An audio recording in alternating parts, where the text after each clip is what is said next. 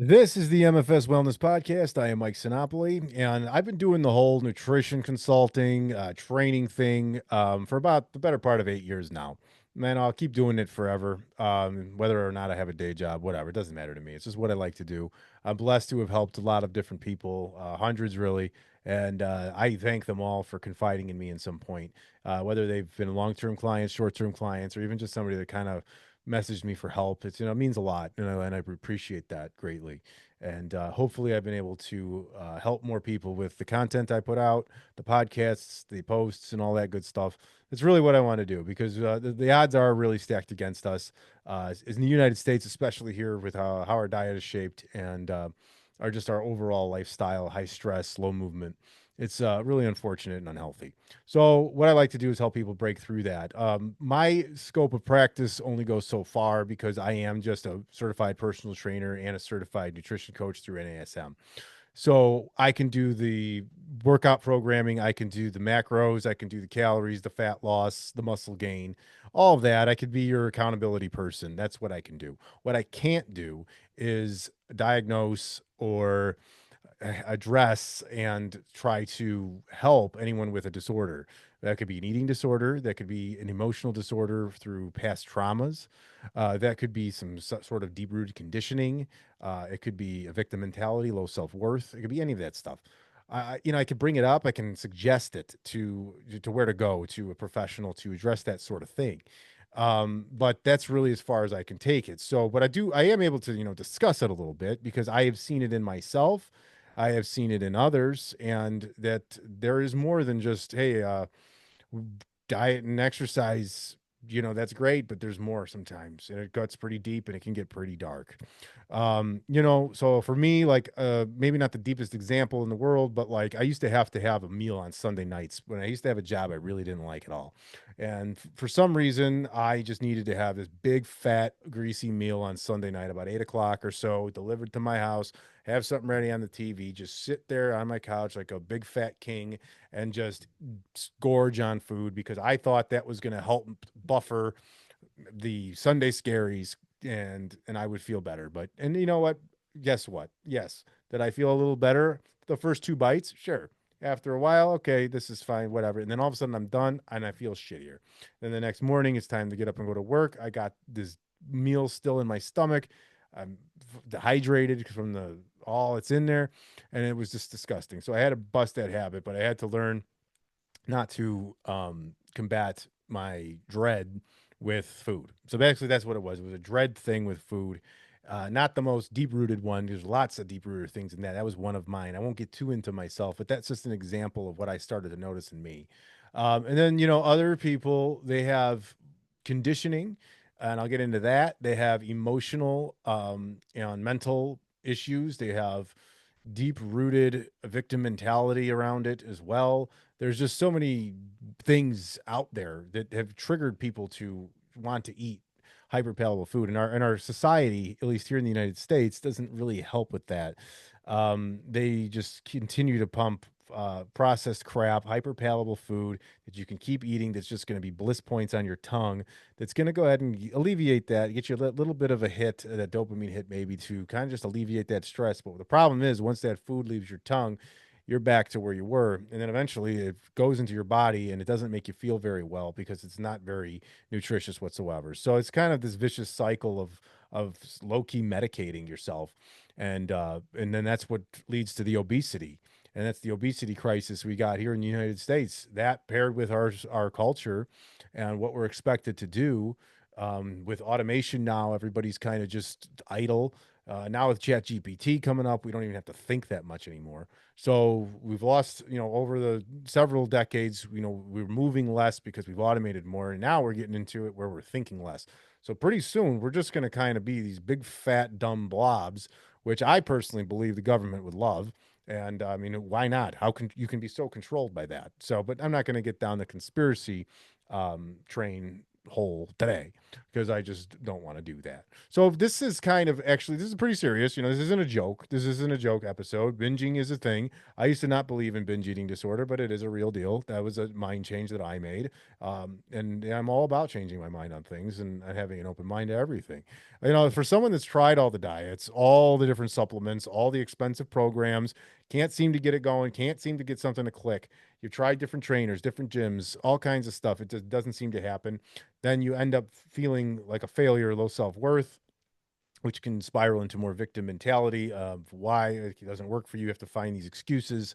And essentially, they're not always excuses, there are actual reasons why. But people can be afraid to kind of dig into why they eat the way they do. And a lot of times that's a result of these past traumas, their upbringing, and their conditioning and everything like that. So, like I said before, I got these certifications. I can't go any further than just body composition really on my own thing, which is fine because I don't believe that I have the skill set to go ahead and help somebody with a eating disorder or deep rooted family relationship traumas, abuse, whatever it is they went through that causes them to eat like they do. And again, I'm just kind of going through this because I think it's something. This is an awareness episode, I guess, because it might not be. Sometimes it could just be a lack of education or a lack of inspiration of why you're not doing it, and why you don't want to do it, which is totally normal. But there are other reasons, and sometimes a person might not even think about them. So I have a list of some things here, that I came up with myself that I sort of just believe is what shapes this sort of thing. And before we go into the deeper stuff, there's a lot of conditioning in the world. We're conditioned constantly, whether it's intentional or not. Here in the United States, we have hustle culture where we're, especially around work. I mean, hustle sounds like we're moving, but we're really not. It's more of just working constantly, which involves sitting at a desk, or whatever it is, just being idle for a long time. Plus, we get limited time to eat. So we're pushed to get fast food. Our jobs might bring in crappy, high calorie food for us, processed shit. The corporations are making, are scientifically engineering food to be constantly eaten and not be satiating at all. So it doesn't fill you up, but it hits your bliss point. It really alleviates it. That's any of the snack food you think about, the bags of candy, the chips, things like that.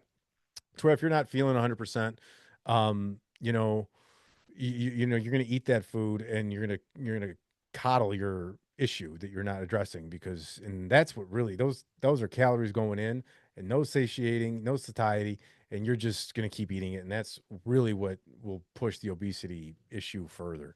So you have to kind of check the society, what is being conditioned around you. That's kind of the easiest one to go after because it's observable and you can see what's happening. And then that simply is just, hey, buy less processed food, eat more whole food, eat more fiber, eat more protein. That's really all it comes down to for that conditioning. Some people have a scarcity conditioning. I know my grandfather grew up in the Depression era, so it was always clean your plate, hoard all the food, keep it together. That's just, hey, nothing wrong with it. That's just the way it was. Some people had less. Some people needed to, just we can't waste any food. We have to eat it all because we're grateful to have it. That's all right. And maybe you're still in that position, and maybe you have to be.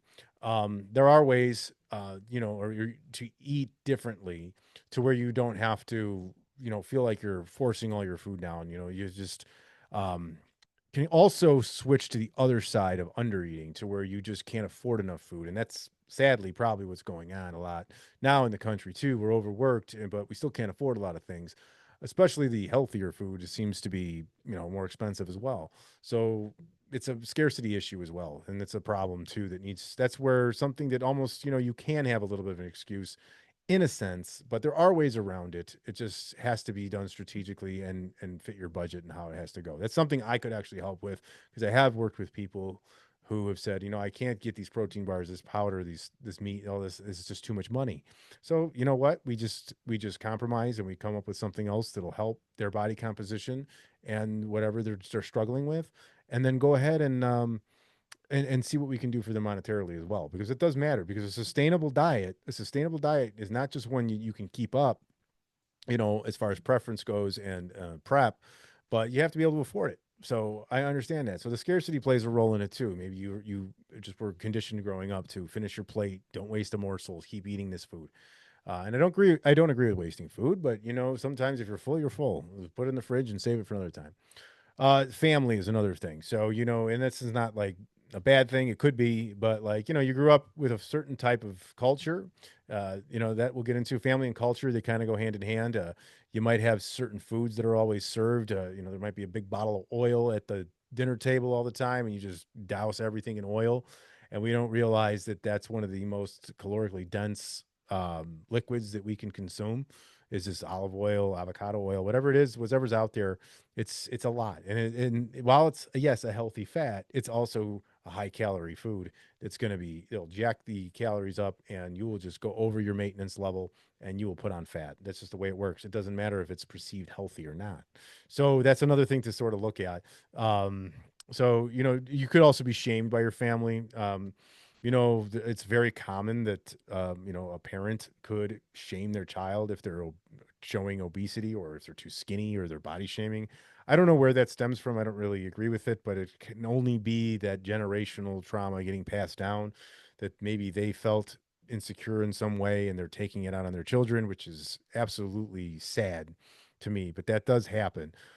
So, and that's just kind of the way it goes. And in your culture, the way you were brought up, certain foods, certain ethnicities and things, they tend to maybe be a little more obese just based on their genetics and their sort of food culture. I was looking something up, and it said that the highest calorie diets, the five countries with the highest calorie intake currently is Bahrain, Belgium, the United States, Ireland, and Austria. Those are currently the highest calorie consuming by meal. I don't know where they get the data from, but I just figured that out and found it. And I guess that's shocker. The US is in there. But so those are some ways that you can be conditioned to, you just over and over repetitive. This is what I knew since I was young. It's very hard to break the cycle like that. So, down to the deeper stuff, unaddressed trauma or mental emotional problems. There's reasons for overeating and undereating. So, comfort and soothing. So, food like higher sugar, higher fat foods, they activate the reward pathways in the brain and temporarily ease stress, sadness, and loneliness. So, that's where somebody, will be in a depressed state, and, they are just hoarding food, and they're just, over and over again, they're just constantly looking for that spike on their palate to alleviate whatever it is they're feeling.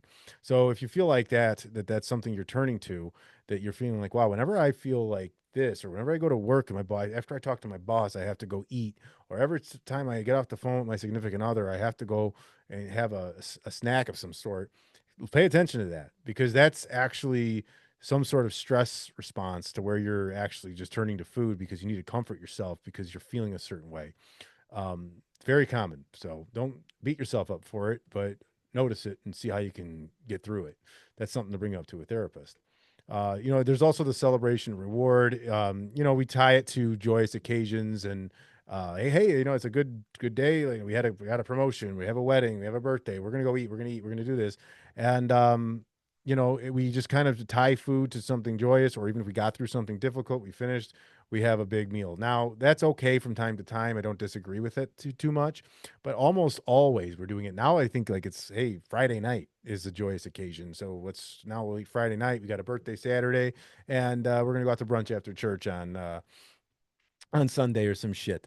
And all of a sudden now you realize you just poured in the fucking comfort food all weekend just because you're used to it. That goes back to the conditioning, really. So stress and anxiety. So stress hormones like cortisol, this can increase cravings and that lead to stress eating. You got boredom and emptiness, just being bored and empty and not having anything to fulfill your life with. If you don't have any other source of pleasure, you're probably just going to turn to food and just start scarfing shit down, because that's really just what it comes down to. Like, what do I have to look forward to? If you have nothing to look forward to, then food will probably become the one thing that, all of us humans, we have taste buds. That's going to give us some bliss and we're going to feel good about it. But the problem is, much like drinking alcohol, once, you have a few hits, or a few bites, those are good. And then, when you get to the middle of that, kind of like drinking too, like if you have a couple of drinks, yeah, you're feeling good after one or two or three. And then after one or two or three bites of the food, it kind of just all becomes, okay. It's like the start of it's good, but then it just gets worse as it goes. So as you keep eating and keep drinking, it gets worse. And then you have the after effect, which is either the hangover or that food lethargicness that comes in. It's just gross, you know. So if you don't have a purpose, you're unfulfilled, or you could be restless, then you're gonna maybe turn to food. That just might be what happens. So you have suppressed emotions potentially. So food can distract from anger, grief, or frustration, masking those emotions instead of processing them. Again, I don't have answers for you on that. That's something to talk to a therapist about, or someone that specializes in any type of disordered eating or emotional stress. I don't. I myself can understand why one would do that. I get it. Been there, so I know.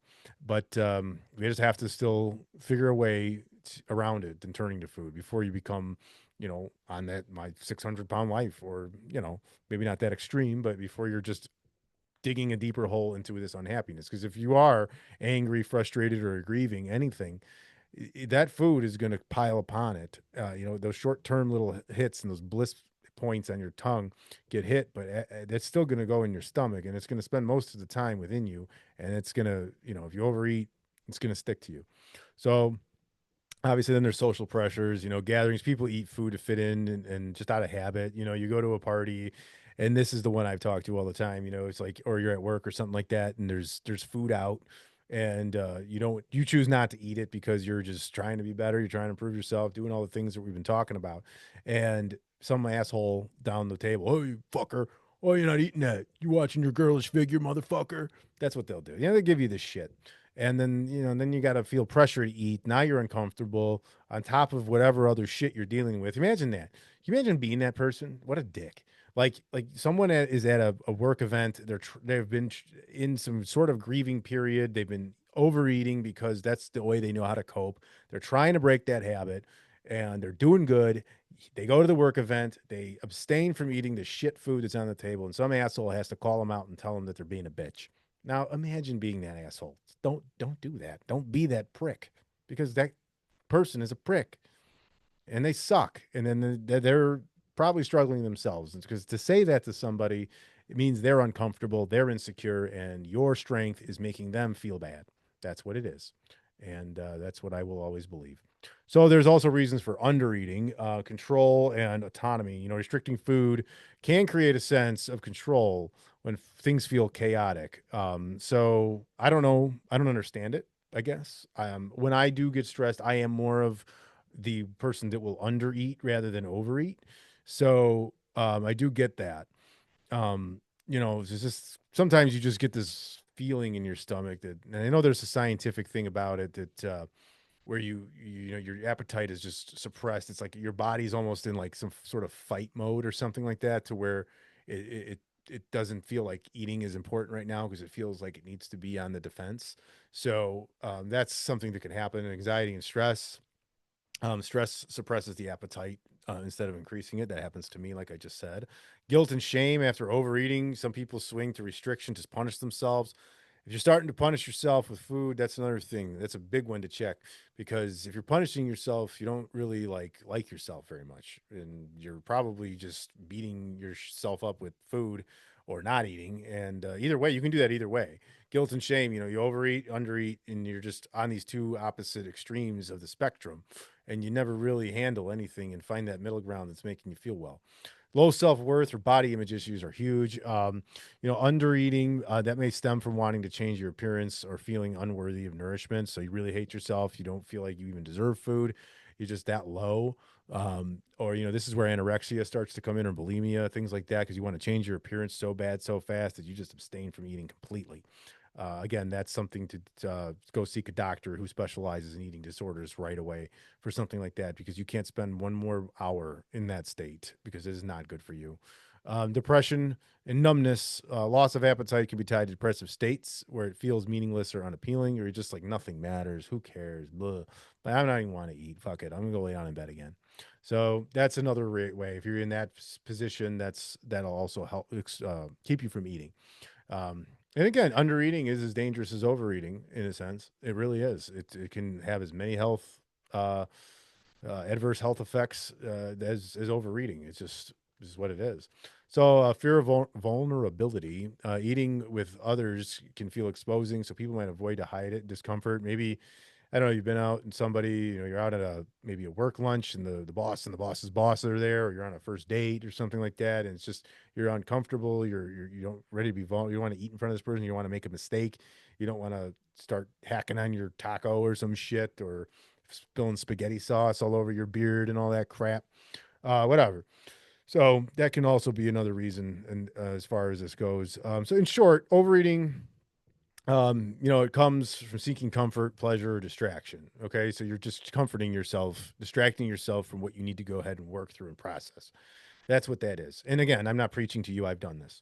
Undereating often is when you want control, numbing, or you're shutting out your feelings. I've done that too.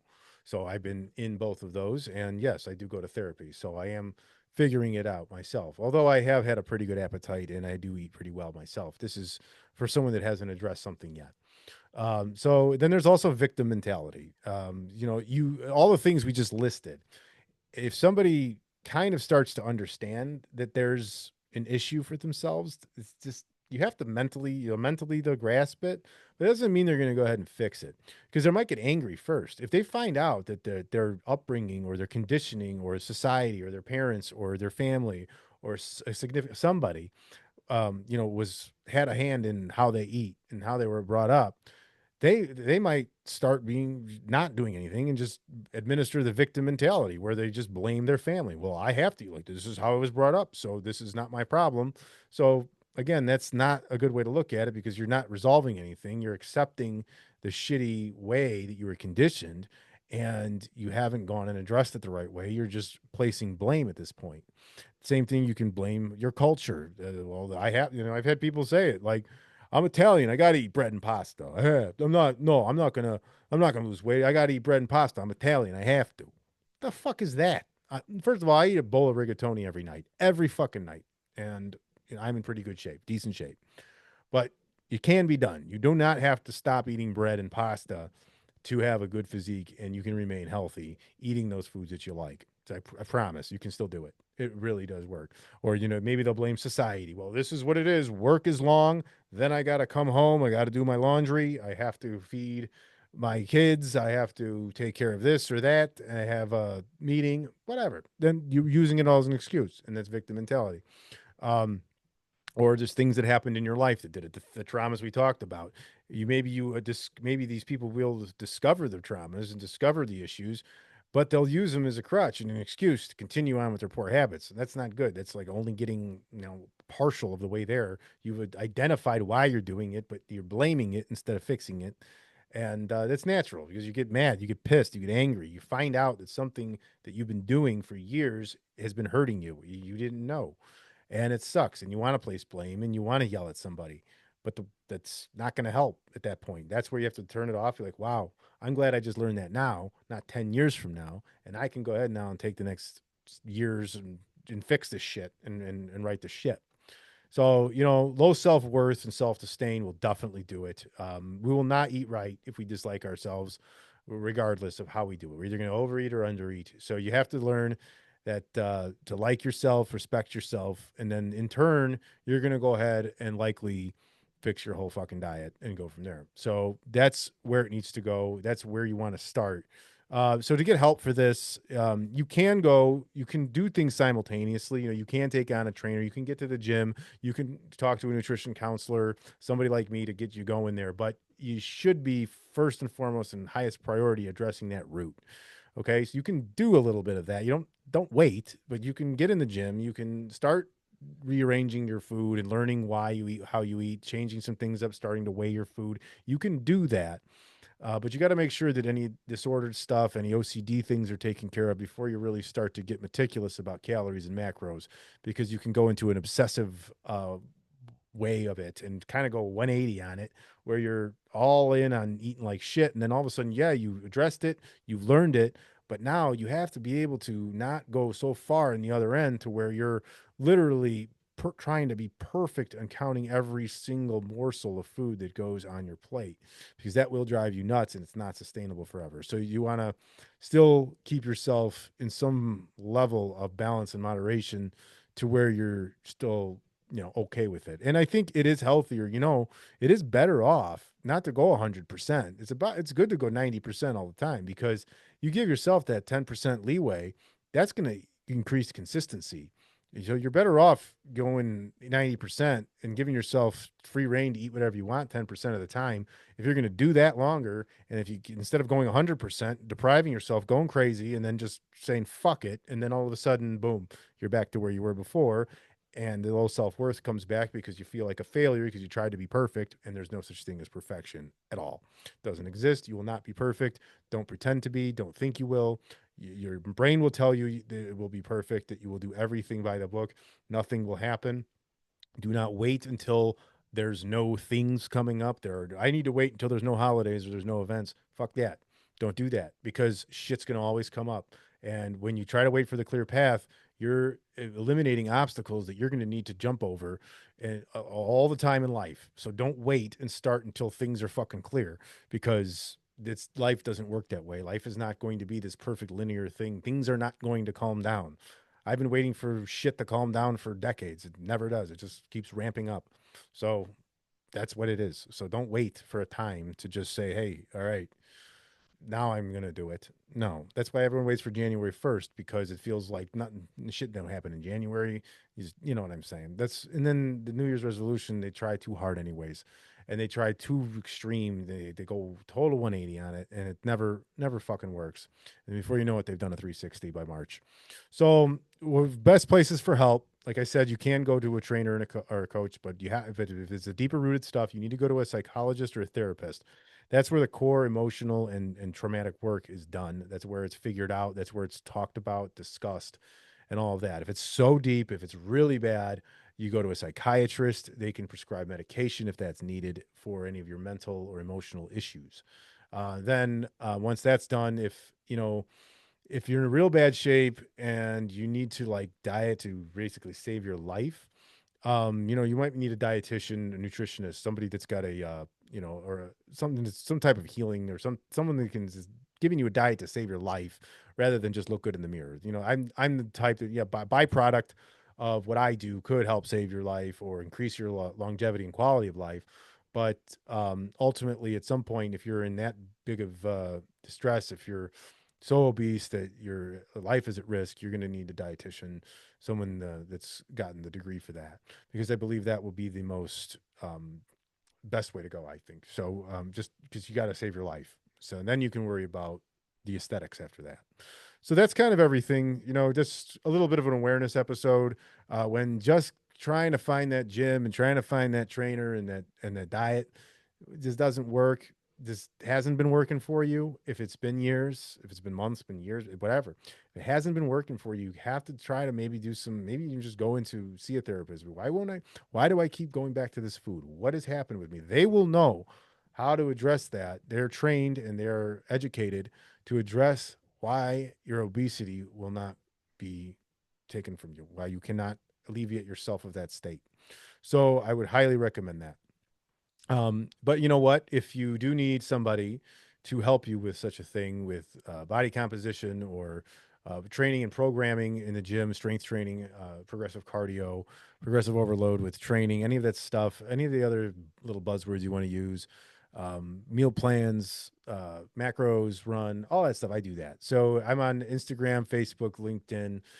That's at MFS Wellness. You can email me, Mike at mfswellness.com. So, in closing up this episode, don't ignore it. Don't ignore that shit. If you feel like your eating is out of control, you just find out what it is. It might just be societal conditioning. It might just be your upbringing. That could be simpler than having to go so deep to a therapist. Maybe you just need to learn to break habits, and that's all it really is. You just need to stop and say, wow, okay, I've been doing this, but it hasn't been working for me. If not, there are issues that people have faced in the past that are very traumatic and very dark and gross, and they need to be handled, or else you may never get out of this way of comforting that. That could be your only source. And if it is, you have to find a way to redirect that. And that could be in the gym, that you can start feeling better by eating better. But either way, you have to talk about it and you have to get it set. So, this is obviously my first real video episode. So Thanks for looking at my face today if you're on YouTube. But I'll be back. I got my friend Yoli's coming up. We're going to do some fun episodes, her and I, regarding co parenting after divorce and even dating after divorce. Those are a few of the topics we got coming up, her and I. And I got a few other people. I put a message out, and I got a few people said they want to come on and do this thing. And I'm excited about it. Love doing it. So, hey, you know what? Do that thing where you subscribe to my channel, please. Just do that. Hit the subscribe button for me, please. I'm begging you. No, just for real. Comment. Tell me know what you think. Like again, if you want to come on the show and do this thing with me, you're welcome to. Let's just come up with some stuff and we'll shoot the shit. So until I'm back for more, we'll see you and stay well.